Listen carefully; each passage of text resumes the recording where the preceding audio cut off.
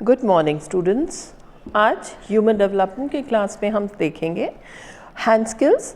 Motor skills के अंतर्गत हाथों का जो कौशल है, हैंड स्किल्स हैं, किस प्रकार से बच्चा अपने हाथों को प्रयोग करना, हाथों के कौशल को सीखता है, उस श्रृंखला को आज हम अध्ययन करेंगे।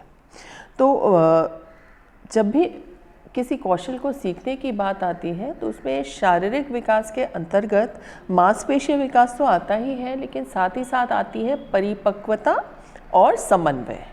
परिपक्वता से क्या तात्पर्य है? एक मैच्योरिटी जो एज के साथ ही आएगी। अगर उस एज से पहले उस काम को करने की कोशिश की जाएगी तो उसमें दक्षता हासिल नहीं की हो सकती या उतनी एक्सपर्टीज से वो काम नहीं हो सकता।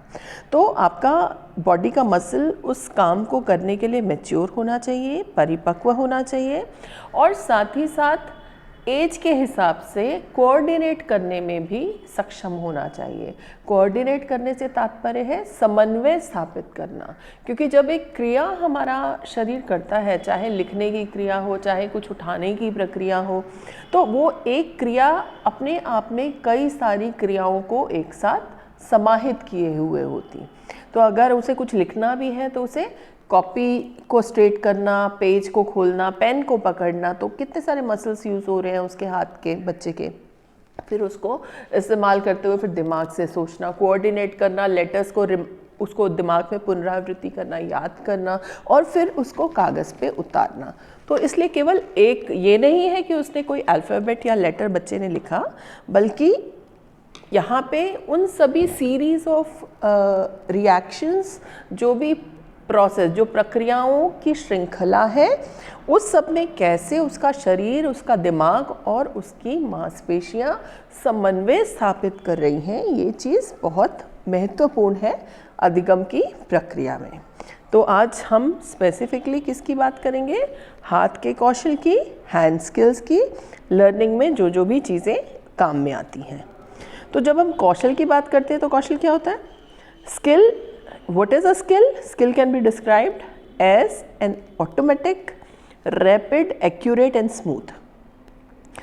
It is wrong, however, to think of a skill as some single perfected action. मतलब हम सोचे कि केवल एक परफेक्ट चीज़ प्राप्त हो गई, केवल एक क्रिया है, कोई भी कौशल नहीं, ऐसा नहीं है। तो ये एक ऑटोमेटिकली आने वाली चीज़ है, जल्दी भी है, तीव्र भी है, एक्यूरेट है एकदम, यानी कि बिल्कुल उसी के ऊपर केंद्रित है और एक स्मूथ तरीके से, यानी कि बिना गलती किए या कम गलती किए एक स्मूथ ट्रांजिशन के साथ विभिन्न प्रक्रियाओं में एक से दूसरे की ओर बढ़ना, यही स्किल है, यही कौशल है। And any skilled performance, even writing a letter, is a series of 100 of nerve muscle coordination. कोई भी स्किल्ड परफॉर्मेंस जो है, कोई जो कौशल है हमारा, चाहे हम लिख रहे हैं, चाहे हम ड्राइंग बना रहे हैं, चाहे हम कोई सिलाई कर रहे हैं, कपड़ा या कोई पेंटिंग कर रहे हैं, कुछ भी कर रहे हैं, तो वो क्या है? वो एक सीरीज़, बहुत सारी प्रक्रियाएं हैं, एक श्रृंखला है किसकी? जिसमें कि हमारी नर्व और मसल्स की कोऑर्डिनेशन हो रही है, हमारे तंत्रिका तंत्र और मांसपेशियों की आपस में समन्वय स्थापित हो रहा है। So a skilled movement is a very complex process involving differentiation of cues and continual correction of errors. तो अच्छे से समझें इसको हिंदी में हम। ये कौशल क्या है? कौशल एक स्वचालित, तीव्र, शुद्ध, बिल्कुल सीधे शब्दों में वर्णित किया जा सकता है। ये अकेली होने वाली क्रिया है, ऐसा नहीं है, ऐसा नहीं समझना चाहिए, बल्कि किसी भी कार्य को कुशलतापूर्वक निष्पादन, और यहाँ तक कि चाहे पत्र लिखना है तो उसमें भी सैकड़ों नाड़ी और मांसपेशियों का जो समन्वय की श्रृंखला है, वही कौशल है। तो कौशलपूर्ण गति एक अत्यंत ही जटिल प्रक्रिया है जिसमें संकेतों के विभेदीकरण तथा त्रुटियों का निरंतर संशोधन सम्मिलित है। तो करेक्शन, चीज़ उसको ठीक करते रहते हैं। ऐसा तो नहीं है आपने ड्राइंग बनाना शुरू किया तो पहले ही दिन परफेक्ट ड्राइंग बन गई, आपको उसमें टाइम लगता है। तो ये पूरी जो श्रृंखला है जिसमें आप उसे और इम्प्रूव कर रहे हैं, देख रहे हैं, सीख रहे हैं और उसमें सुधार ला रहे हैं उस कौशल में, उसी वो पूरा उसे हम स्किल कह सकते हैं, कौशल कह सकते हैं। हैंड स्किल्स की जब हम बात कर रहे हैं तो बच्चे के संदर्भ में सबसे पहले आ जाता है कौन से? क्या काम आ जाता है? खाना खाना, स्वयं खाना खाना। जब एक छोटा बच्चा होता है तो वो फीडिंग के लिए माँ के ऊपर निर्भर होता है। नवजात शिशु पूर्णतः माँ के ऊपर निर्भर करता है, लेकिन उसके बाद जब जैसे जैसे वो बड़ा होता है तब वो चीज़ें पकड़ने के लायक हो जाता है, तब फिर क्या करता है वो उस काम को खुद करने की कोशिश करता है। तो अपने आप खाना खाने की जो प्रक्रिया है वो करीब 8 महीने का बच्चा हो जाएगा तो वो शुरू करता है, प्रारंभ कर देता है कि हाँ, चीज़ को पकड़ेगा और अपने मुंह में डालेगा। दूध की बोतल दी तो वो पकड़ेगा, अपने मुंह में डालेगा, निकाल लेगा, उसका पेट, उसको नहीं पीना तो वो हटा देगा। 1 वर्ष का जब बालक होता है तो वो गिलास से, कप से आराम से दूध पी पाता है। उसे ट्रेन करना पड़ता है थोड़ा सा। और जब 15 महीने का वो बालक होता है तो वो चम्मच से खाना खाना शुरू कर देता है, तो चम्मच का प्रयोग शुरू कर देता है। उससे छोटे बच्चा चम्मच से अपने आप खाना ठीक से नहीं खा पाता। और इसके अलावा जब मुंह की तरफ वो चम्मच से ले भी जाएगा खाना तो उतना सधा हुआ हाथ नहीं होता, उसका गिर जाता है खाना, वो ठीक से प्रॉपर्ली खा नहीं पाता। तो फिर वो गिरा, आपने छोटे बच्चों को देखा होगा कि वो क्या करते हैं, खाना गिराते रहते हैं ज़मीन पे और फिर उसे उठा उठा के खाते रहते हैं। तो ये एक प्रोसेस ही है उनको सीखने की, करने की, स्वयं खाना खाने के लिए। तो करीब 1.5-2 साल का बच्चा हो जाता है तो वो प्लेट में उसने उसको खाना दे दिया तो वो आराम से खा पाता है।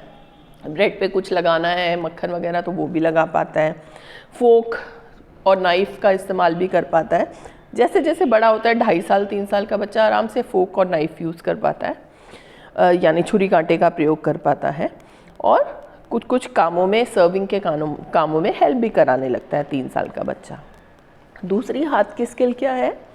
Self dressing. सेल्फ ड्रेसिंग यानी कि खुद तैयार होना, तो खुद कपड़े पहनना। तो ये करीब 1.5 से 3 साल की उम्र में बच्चा खुद तैयार होने लगता है, कपड़े पहनने लगता है, अपनी सॉक्स पहनने लगता है। 1.5 साल का बच्चा है और वो उतार लेता है, अपने मोजे भी उतार लेगा, पहन लेगा, जैकेट पहन लेगा, शर्ट पहन लेगा। बटन बंद करने में उसे दिक्कत होगी, बटन बंद नहीं कर पाएगा, वो बड़ा होगा तभी पहन पाएगा। नाड़ा नहीं बंद पाएगा, इलास्टिक वाली लोअर होगा, बॉटम उसको पहन पाएगा। तो 3 साल का जो होता है, और जैसे जैसे 3 साल का बच्चा जो होएगा तो वो बटन लगाना सीख जाता है, लेकिन उतना पारंगत नहीं होता कि जितना एक वयस्क व्यक्ति जितने कुशलता से बटन काज में लगा देगा या हुक में आई लगा देगा, आई में हुक लगा देगा, टच बटन लगा देगा, वो छोटा बच्चा नहीं कर पाता। तो इस प्रकार से उम्र के साथ साथ जब वो इन प्रक्रियाओं को करता है, हाथ के उसके कौशल तभी विकसित होते हैं जब उसको स्वतंत्र छोड़ा जाए इन कामों को कंप्लीट करने के लिए। तो 4 साल का बच्चा होगा, वो कपड़े, शर्ट भी पहन लेगा, पैंट भी पहन लेगा अपनी, क्योंकि स्कूल जाना शुरू कर देता होगा है, तो बच्चे को थोड़ा सा निर्देश दिए जाए तो वो खुद तैयार हो जाता है। लेस बांध लेता है जूते की। 5 साल का बच्चा तो 5-6 साल का होने तक वो एकदम अच्छे से कम्प्लीटली खुद तैयार होना सीख जाता है। और जनरली इसमें अगर कंपेयर किया जाए लड़कों की अपेक्षा लड़कियां थोड़ी तीव्रता से सीख पाती हैं और उनकी मांसपेशियां ज़्यादा लचीली भी होती हैं। अगली एक्टिविटी हम देखें, अगला हाथ का कौशल क्या है? बेदिंग एंड कोम्बिंग हेयर, बाल बनाना, नहाना। तो बच्चा जो है वो करीब 1.5 साल का बच्चा होता है तो वो सर में कंघी कर पाता है। 1.5 साल का कैसे तैसे वो थोड़े आड़े टेढ़े बाल बना लेता है, कोम से अपने बालों को काट पाता है। और 3 साल का बच्चा जो होता है तो वो क्या होता है, वो थोड़ा और सुधार के कौशल उसका विकसित हो जाता है, हाथ बैठ जाता है, सज जाता है, तो वो बाल ठीक से बना पाता है 3 साल का बच्चा। और 6-7 साल का तो बिल्कुल पारंगत हो जाता है, उसे प्रॉब्लम नहीं होती बाल बनाने के लिए, बिल्कुल बड़ों की भांति कर लेता है। और 1.5 साल का बच्चा नहा भी पाता है खुद। 1.5 साल मतलब वो अपने आप उसको समझ में आ जाए, हालांकि निर्देश और एक सुपरविजन, एक मॉनिटरिंग ज़रूरी होती है बच्चे के लिए, और कि वो पानी से कुछ नुकसान खुद को ना कर ले, वरना वो बच्चा ठीक से कर पाता है। करीब 1.5 साल हम एवरेज मान सकते हैं जिसमें कि वो नहाना, अपना तैयार होना स्टार्ट कर देता है। Next is throwing and catching ball, गेंद फेंकना और गेंद लपकना। गेंद फेंकना, बॉल से खेलना एक बड़ा ही प्रिय खेल होता है बच्चों का। तो गेंद को फेंकना और उसको कैच करना। फेंकना काम तो जल्दी सीख लेते हैं, कैच करना उनको इतनी जल्दी नहीं आता है। तो अगर हम देखें, ये उनको बहुत ही फेवरेट काम होता है, फेवरेट खेल होता है उनको, जिसमें कोई भी चीज़ है उसको, बॉल या कोई भी और ऐसी चीज़ है, खिलौना है, वो उसको पकड़ने की कोशिश करेंगे। तो उसके लिए जब कैच करने के लिए क्या है, एक आँखों का, हाथों का कोऑर्डिनेशन, समन्वय भी चाहिए और एक गति का संतुलन भी चाहिए कि आप एक मुआयना करेंगे और आइडिया लगाएंगे कि वो बॉल की स्पीड क्या है, उसके हिसाब से हमें कहाँ पे उसको कैच करना चाहिए। तो इसलिए गेंद फेंकने का जो कौशल है उसमें उत्तम स्थिर और गतिशील संतुलन की ज़रूरत होती है और गेंद फेंकने और लपकने का सही समय आँख और हाथ दोनों के ही और उंगलियों के संतुलन की वजह से होता है। हाथ में, पैरों में, सर में, आँखों में एक सही कोऑर्डिनेशन होता है, तब वो बच्चा बॉल को पकड़ पाता है। तो नेक्स्ट आप देखो, राइटिंग स्किल्स कैसे बच्चे की डेवलप होती है। राइटिंग स्किल्स में बच्चा लिखना एकदम से शुरू नहीं करता। लिखने की जो प्रक्रिया शुरू होती है वो तब होता है जब आप उसको थोड़ा सा एक्सपीरियंस दो, कागज़, पेन, पेंसिल जो भी है, जिसमें वो आड़ी तिरछी रेखाएं बना सके बच्चा, क्योंकि उसकी मांसपेशियां हाथ की जब इतनी परिपक्व हो जाएं कि वो पेंसिल को पकड़ सके और समन्वय स्थापित कर सके आँखों के साथ कि वो चला रहा है, देख रहा है और हाथ को चला के लिख पा रहा है। तो 2 साल का बच्चा ये कर पाता है। उससे छोटा बच्चा होगा तो वो पेंसिल ठीक से पकड़ भी नहीं पाता। तो 2-2.5 साल का बच्चा होता है तो वो हाथ में कुछ भी पेंसिल या बोर्ड के ऊपर कुछ चौक से लिखना है तो वो कुछ कुछ रेखाएं, उसको होल्डिंग आ जाती है, पकड़ पाता है और उसको वो यूज़ कर पाता है, पेंसिल, पेन, चौक आदि को। कुछ आड़ी टेढ़ी रेखाएं खींच देता है, अल्फ़ाबेट्स नहीं बना पाता लेकिन होल्ड कर पाता है पेंसिल को। तो 3 साल का जब बच्चा होता है तो वो कुछ संकेत कर पाता है, बना पाता है और 5 वर्ष का जब बालक हो जाता है तो वो अक्षरों को लिखना सीख जाता है और 6 वर्ष का होगा तो वो इंग्लिश हिंदी दोनों के ही लेटर्स को सीख जाता है। 7 वर्ष का होता है तो उसकी हैंडराइटिंग इम्प्रूव हो जाती है, थोड़ा सा साफ, स्पष्ट, क्लियर लिखना शुरू हो जाता है और 8-9 साल का बच्चा होता है तब तक वो लेखन का काम, कोई भी राइटिंग का काम वो कर पाता है, करने में सक्षम हो पाता है। फिर आ जाता है कॉपी करना। कॉपी करना यानी देख के उतारना। जैसे टीचर बोर्ड पे लिख रहा है तो उसको देख के हाथ से अपनी कॉपी पे उतारना। तो या कोई भी चीज़ देख के उसको, वो भी हो सकता है कोई देख के उसको फॉलो करना काम को। तो किसी चीज़ को उसकी रेखीय आकृति बनाना, देखना, समझना और उसको कॉपी करके उस आकृति को बनाना।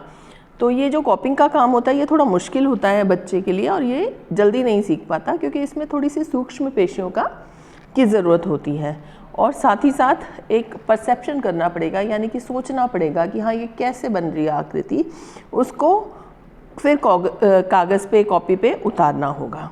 तो इसमें न सिर्फ भुजाओं का, हाथों का, कलाइयों का, बल्कि उंगलियों की पेशियों और तंत्रिकाओं दोनों का, इन सभी का कोऑर्डिनेशन, समन्वय और कंट्रोल ज़रूरी है, नियंत्रण ज़रूरी है। और ये सब दिमाग से, मस्तिष्क से नियंत्रित हो रहा है, रेगुलेट हो रहा है। तो बच्चे में कोऑर्डिनेशन जब तक ब्रेन और मसल्स का नहीं होगा तब तक वो ये काम नहीं कर पाता।